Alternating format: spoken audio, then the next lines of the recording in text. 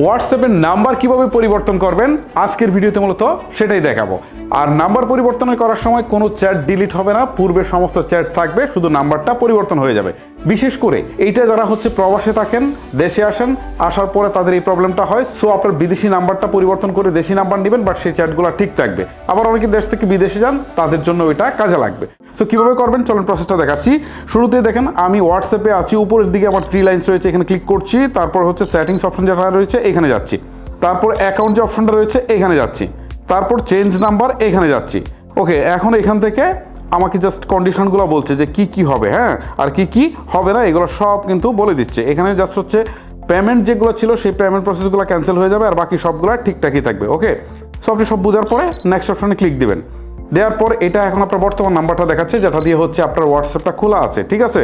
আর change করে আপনি যে নাম্বারটা দিতে চাচ্ছেন সেটা এখানে দিয়ে দিবেন। আমি এখানে নাম্বারটা দিয়ে দিচ্ছি, মানে এখন আমি যে নাম্বারটাতে সুইচ করতে যাচ্ছি। ওকে, আমি নাম্বারটা দিয়ে দিলাম। এখন নেক্সট অপশনে ক্লিক করে দিচ্ছি।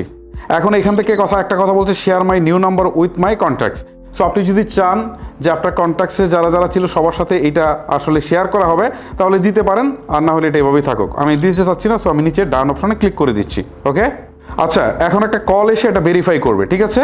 এই ফোনে কিন্তু সিমটা থাকা লাগবে। সো আমরা যদি কলটা নিতে চাই তাহলে কন্টিনিউ অপশনে ক্লিক করে দিব।